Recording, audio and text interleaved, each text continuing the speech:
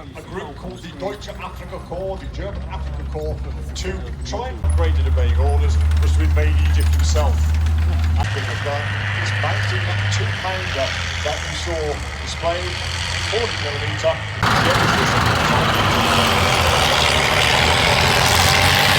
Mark 3 here, round about, initially around about 30mm, maximum arm on Matilda, over difficult to cope with the fact that you had an M3 light tank, an M3 medium tank, M4 medium, and in North Africa, capable of firing planes blazing.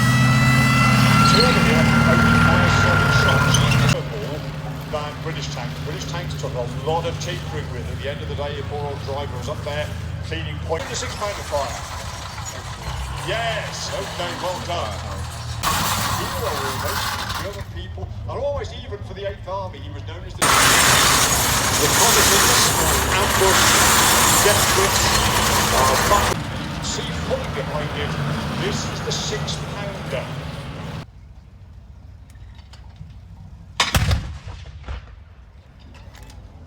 So as you can see, it's a swift load, it's a semi-automatic, closes straight away as soon as it goes in.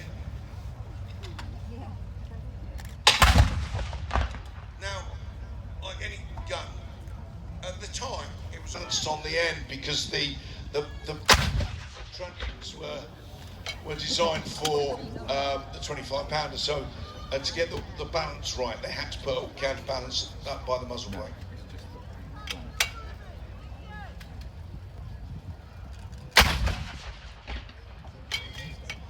Very effective tank.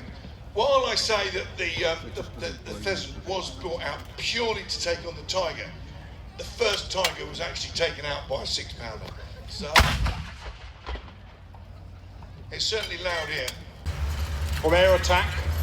And also, they're going to want to blunt any incoming Allied attack. That Pak 38 was an excellent anti-tank gun. It's a 50mm. Now remember what we were talking about this morning, how anti-tank guns in the German army increased from 37mm to 50mm on to 75mm. This is a 50mm, so it is relatively obsolescent, but it's still a serious bit of kit. If you are in an armoured car, for instance, or a light tank, or if they get a lucky shot in and you're on a medium tank, it can still do you damage. So they're going to want to emplace that gun in a car, what the British call the Greyhound, and that's mounting a 37mm gun. Do you remember, David was saying this morning that the Americans bought a copy of the German 37mm anti-tank gun? That is mounted in the Greyhound. It's backed up with a Jeep.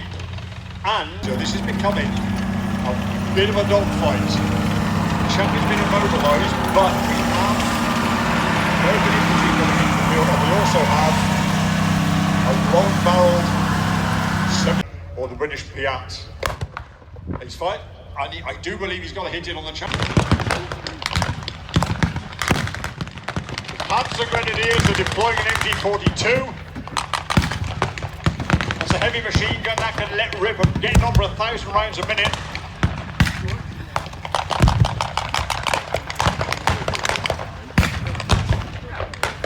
Fire coming in now from the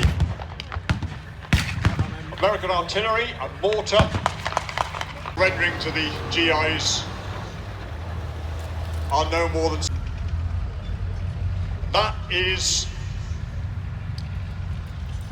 That's something about Panzer Grenadiers.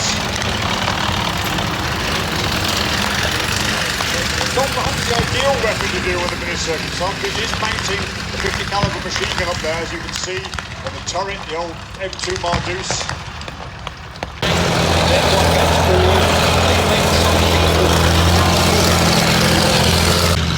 But they then build 2 versions of the A27 as it becomes known, L for Liberty engine in the back, and M for a Meteor engine. T-41 in America, if they're putting an armored force together,